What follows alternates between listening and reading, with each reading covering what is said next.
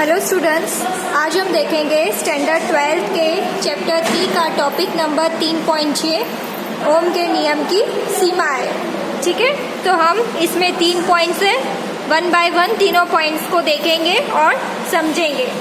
चलिए, हमने देखा था कि ओम का नियम क्या था, V = IR। ये नियम हम आगे देख चुके हैं। अब कुछ चीज़ें ऐसी होती हैं जो कि ओम के नियम को फॉलो नहीं करती है। तो कौन सी चीज़ें हैं, कौन सी ऐसी कंडीशन है जब ओम का नियम फॉलो नहीं होता है, उनके बारे में बात करेंगे। जैसे कि कुछ पदार्थ भी ऐसे होते हैं, कुछ धातु ऐसे होते हैं जिनको ज़्यादा गर्म करते हैं तो वो ओम का नियम फॉलो करना बंद कर देता है। तो चलिए हम इसमें उसकी सीमाएं देखते हैं। तो सबसे पहला है कि हमने यह देखा है कि ओम के नियम में हमें ग्राफ कैसा मिलता है, इस प्रकार का सीधा।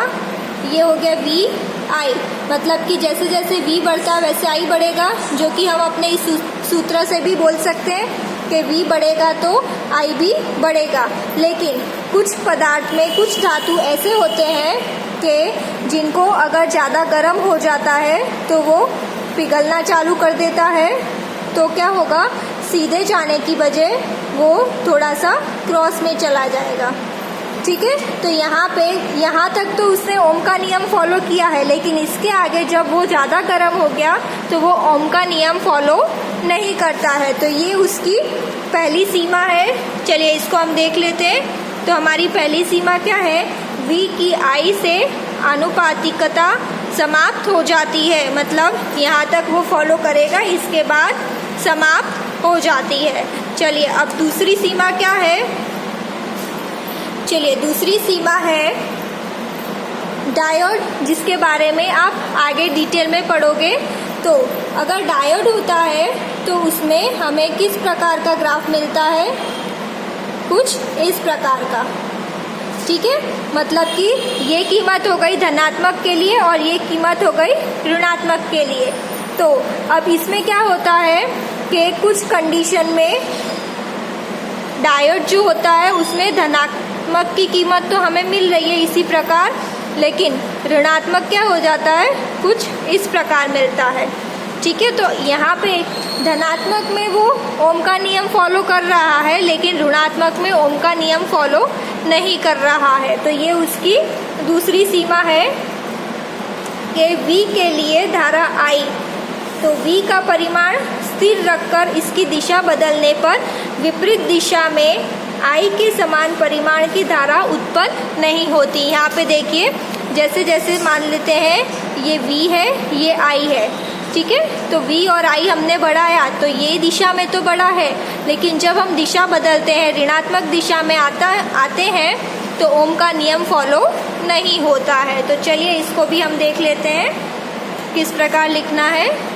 V तथा I के मध्य संबंध V के चिन्ह पर निर्भर करता है।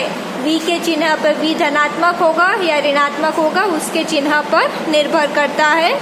दूसरे शब्दों में यदि कुछ V के लिए धारा I है, मतलब हमारे पास V की कुछ कीमत है तो धारा I की भी कुछ कीमत होगी, तो V का परिमाण स्थिर रखकर इसकी दिशा बदलने पर विपरीत दिशा में I के समान परिमाण की धारा उत्पन्न नहीं होती। उदाहरण के लिए डायोड में ऐसा होता है, जिसका अध्ययन हम अध्याय 14 में करेंगे। डायोड के बारे में हम 14 अध्याय में पढ़ेंगे, लेकिन आपको ध्यान रखना है कि डायोड है वो ओम का नियम फॉलो नहीं करता है। तीसरा और आखिरी है, V तथा I के मध्य संबंध एकमात्र संबंध नहीं है, अर्थात उसी धारा I के लिए V के एक से अधिक मान हो सकते हैं। तो चलिए इसको हम इसी चित्र से समझ लेते हैं कि धारा I के लिए, ये धारा I के लिए V के एक से अधिक मान भी होते हैं। तो जब एक से अधिक मान होंगे तो हमारा ओम का नियम फॉलो नहीं होगा, क्योंकि ओम के नियम में हमें क्या चाहिए, स्ट्रेट लाइन चाहिए, उसमें V हमें कांस्टेंट चाहिए। लेकिन यहाँ पे V की कीमतें बदल रही है तो यहाँ पे ओम का नियम फॉलो नहीं होगा। ठीक है, तो ये 3 पॉइंट्स थे ओम के नियम की सीमाओं में, जो कि आपको याद रखने हैं।